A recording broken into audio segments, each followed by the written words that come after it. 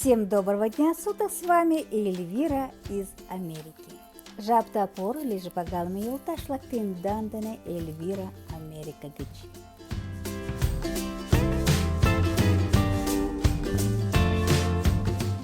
Как-то в одном из моих видео я уже рассказывала про работу моего мужа, водителя грузовика. В сегодняшнем моем видео я продолжу, потому что, просмотрев мое предыдущее видео, я поняла, что очень многого не сказала.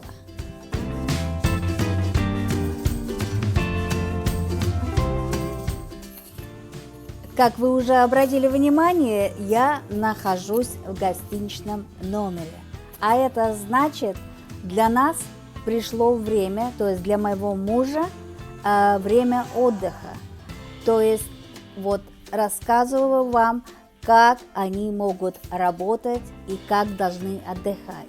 Значит, после 70 часов работы, это в течение 8 дней или даже меньше, они, то есть водители грузовиков, должны брать перерыв в 34 часа.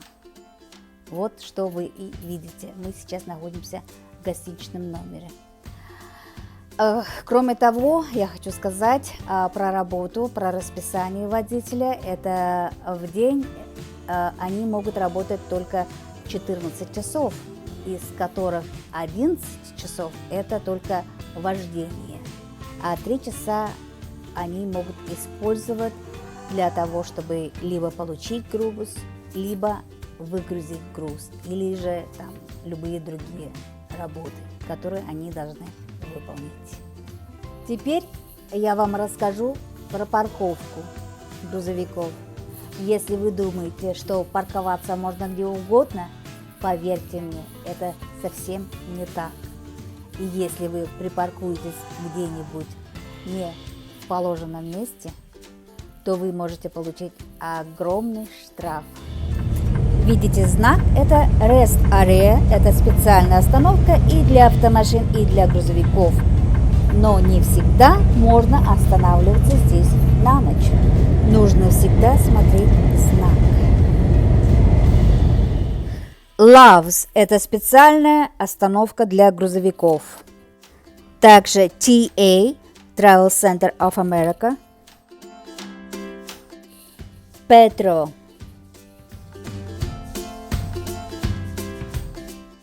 И также Flying J. Иногда нужно оплачивать за стоянку, и это может стоить между 10 и 20 долларами. Получив груз, вы должны взвесить свой груз. Ваш груз не должен превышать 80 тонн вместе, то есть и грузовика, и трейлера с грузом. Для этого вы можете установить приложение на своем телефоне CatScale, через который вы сможете получить нужную информацию про вес вашего груза.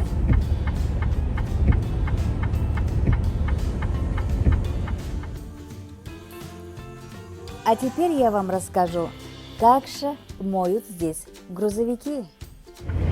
Наша компания сотрудничает с Blue Beacon, куда мы и отправляемся для мойки нашего грузовика и трейлера.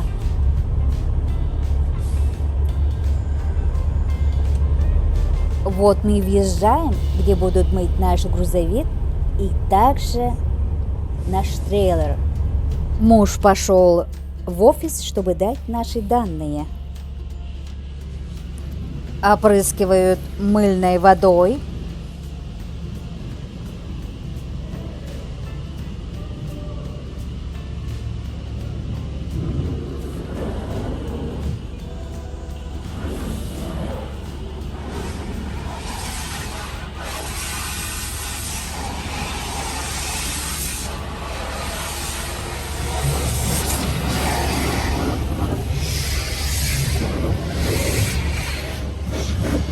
Моют щеткой, используют напор воды, чтобы все смыть, и смывают чистой водой.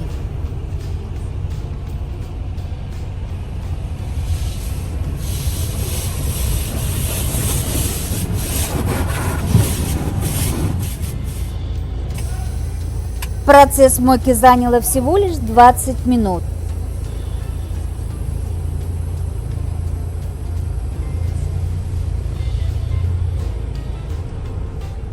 За мойку грузовика вместе с трейлером компания заплатила $72.70.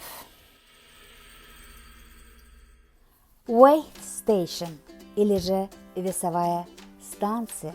Что это такое и для чего? Во всех штатах есть весовая станция. Регулируют здесь и проверяют документы. На компьютере мужа есть также приложение этих весовых станций, и иногда они заранее дают зеленый свет. То есть разрешение не останавливается, ибо компании и водители имеют хороший рекорд всех данных. Иногда, смотря в каком штате вы едете, вам придется остановиться и ответить на их вопросы.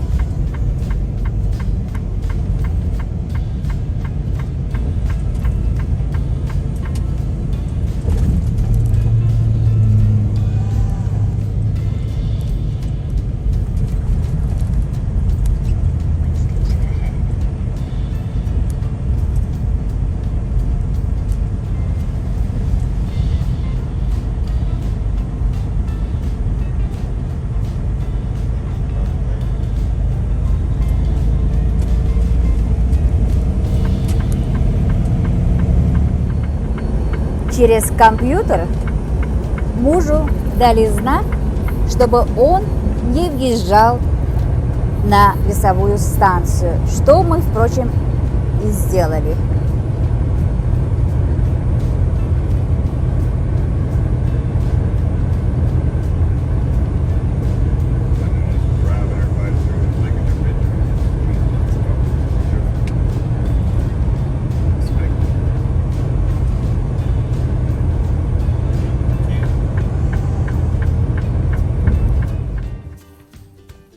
Очень часто приходится ехать через платные дороги. Вот мы платим. У нас Easy Pass, это электронная оплата. У нас вот есть такая белая штучка электронная, которая считывает всю информацию и выпускает. Вот она. После долгого рабочего дня, естественно, нам нужно поужинать. И в большинстве случаев мы ужинаем дома, то есть в грузовике. Как мы это делаем, я с удовольствием вам покажу. У нас есть так называемый арма, который для приготовления риса, но мы его используем и для других блюд. В данном случае картошки с мясом. Растапливаю свиной жир, затем нарезаю мясо кусочками, добавляю мясо к жиру и жарю до полуготовности. Пока мясо жарится, готовлю картошку с луком.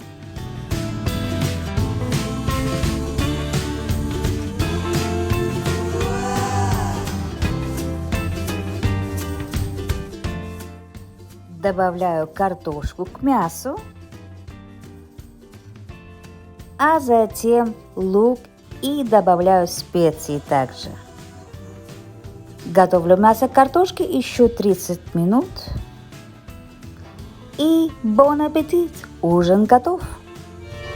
А так я развлекаю себя и мужа, пока ужин готовился. Но в последнее время баян с собой не беру, потому что музыкальному инструменту не место в грузовике. Так что можно варить и пельмени. 12-volt portable oven with potatoes and onions in it.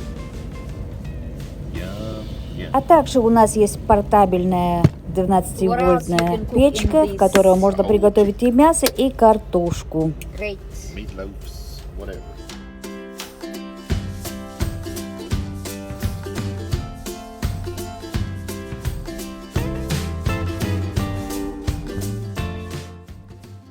Установка для профессиональных водителей грузовиков. Они бывают очень и очень разные. И в некоторых зайдешь и ахнешь. Можно найти абсолютно все для вашего грузовика.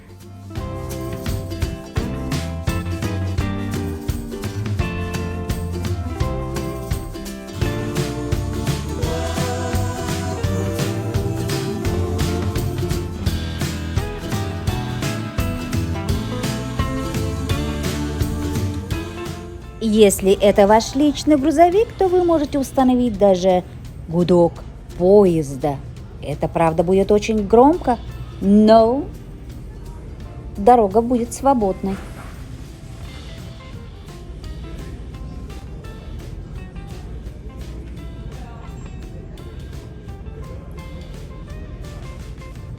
Для профессиональных водителей грузовиков вы также можете найти профессиональный GPS. Rand McNally из них самый популярный.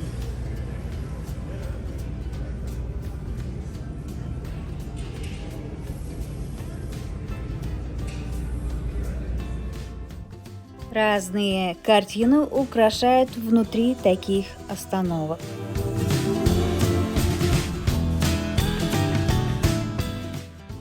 Самые разные сувениры и подарки можно купить.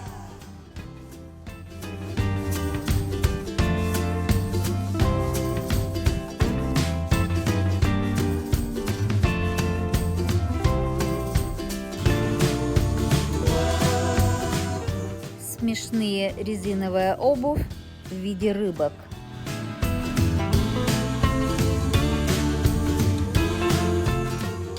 Украшения для дома на День Благодарения, или же на Рождество, или же на какой-нибудь другой праздник вы можете найти также в таком магазине.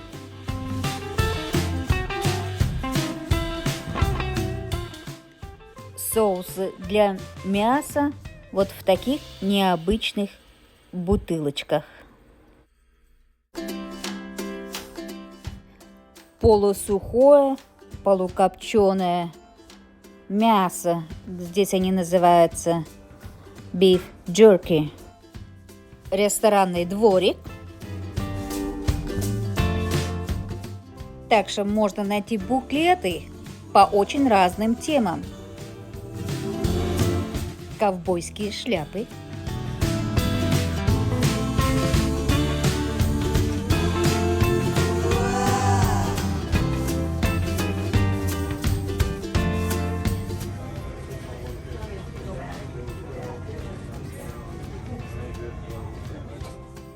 Разные значки. В штате Техас вы также можете почувствовать разницу. Это не только высокие разводящиеся мосты, которые помогают движению разным видам транспорта, но и опять те же остановки для водителей грузовиков, которые выглядят очень вестерн.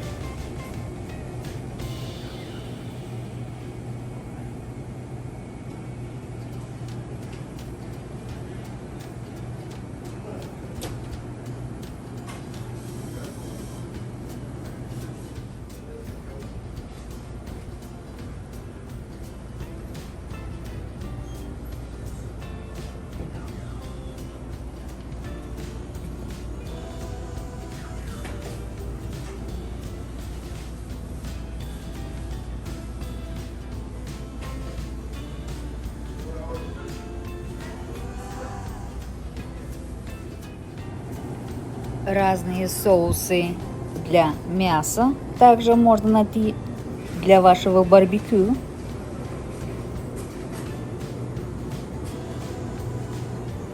Beef jerky, про который я уже говорила ранее. Это сухое, вяленое, копченое такое мясо. Техасское барбекю – это считается самым лучшим барбекю в Соединенных Штатах, который вы можете купить также на таких вот остановках.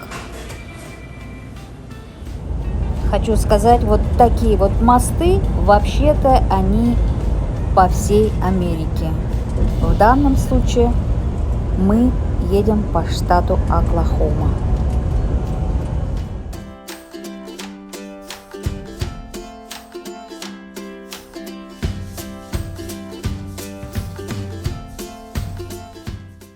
Сейчас мы ездим на похожем грузовике. А раньше он ездил и возил за собой вот разные машины такие. И назывался он flatbed. Иногда вот такие грузы бывают oversize load, то это oversize load, он ездил с сопровождающимися. Вот видите, сзади едет.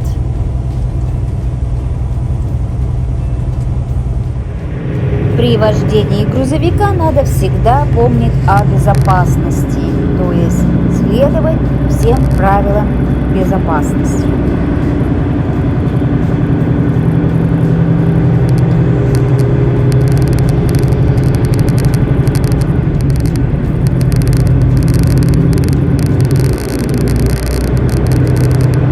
Иначе может случиться вот такое вот несчастье. Или же неприятность.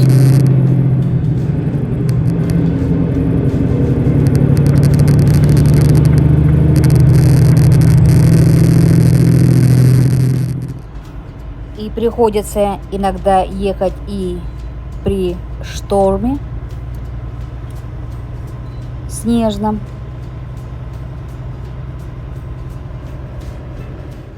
И, конечно, нужно быть вдвойне осторожным.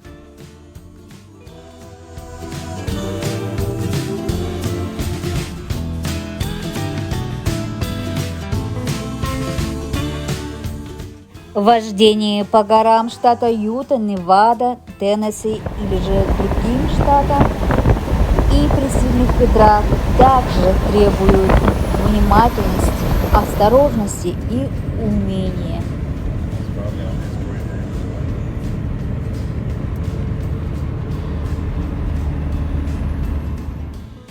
Говоря о безопасности, надо помнить, чтобы ваша обувь также должна быть удобной и пригодной для этой работы. Никаких сандалий.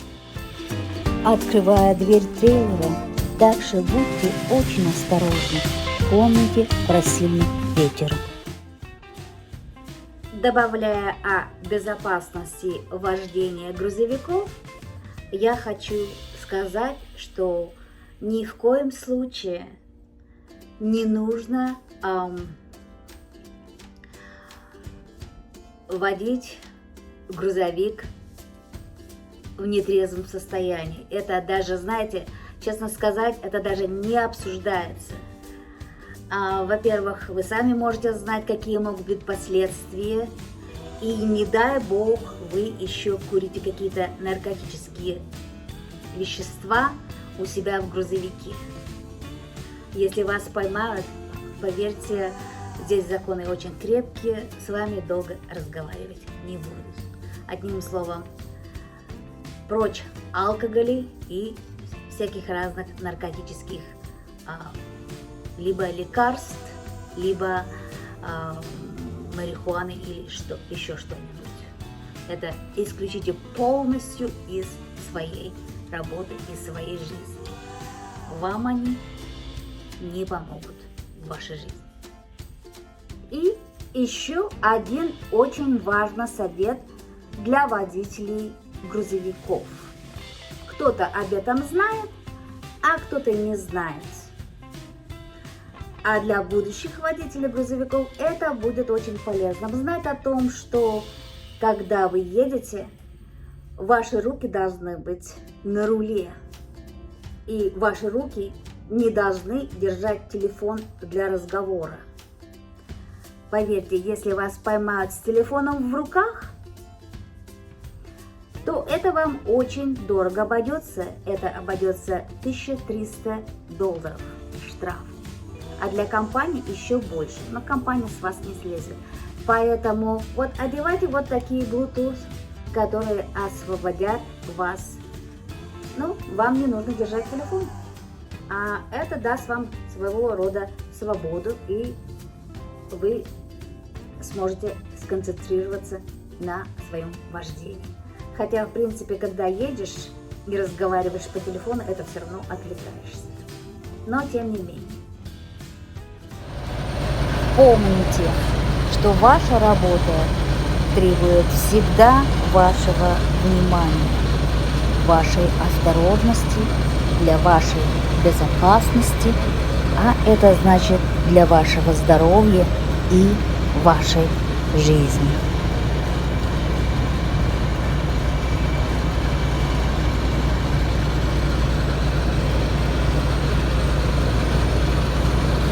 Это мы едем в горах штата Аризона.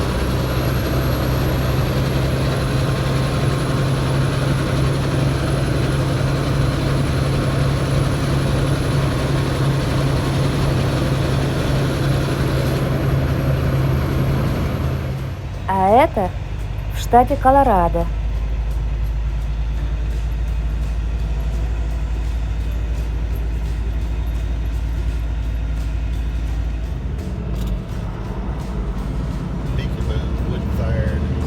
Иногда можно увидеть деревни, города, которые напомнят вам вестерн 18 и 19 веков. Много интересного можно увидеть в дороге. Вот, например, как этот самолет. Он пошел на второй круг.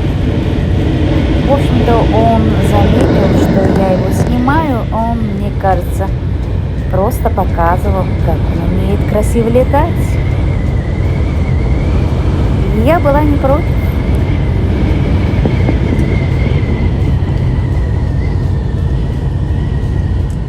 Можно увидеть и сбежавшего водителя.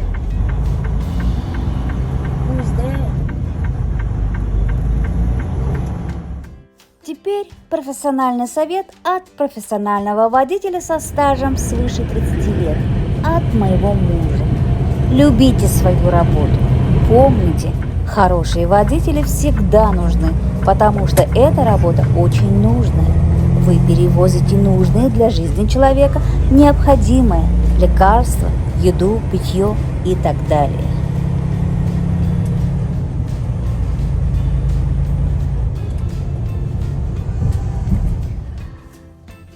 Заканчивая свое видео, хочу напомнить, не забывайте о том, что я говорила про вождение грузовиков здесь, в Америке, в Соединенных Штатах Америки. Я очень надеюсь, что видео вам понравилось, и для кого-то оно будет на самом деле очень полезным.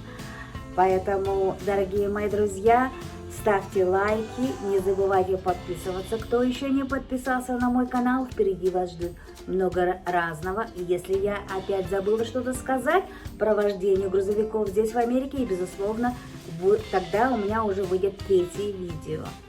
Вот, поэтому сегодня я хочу вам только пожелать доброго здоровья, счастья и радости. И распространяйте мои видео, будьте со мной. С вами была Эльвира из Америки. Bakalım yıltaşlar, peş kuguta моим видео ончымаланда, ишанен кодам тендалан оңайлы колышташ, паленналаш, кузе тышты Америкашты, кугу грузовик-влакым видат, могай тышты улы мом кӱлеш палаш, мо дечын кӱлеш кораҥаш, тидлан верчын шындыза лайкым, кодыза шкендан шонымаштам, комментым, тыгакак видеом шараш ида мондо. И кеша возалтын огыл возалтса мыйын каналышке. Мый уло кумылан тендылан тыланем пеҥгыде тазалыкым, кужу ӱмырым и тек юмо тыланда илашда полша. Тендан дене лийын Эльвира Америка гычын.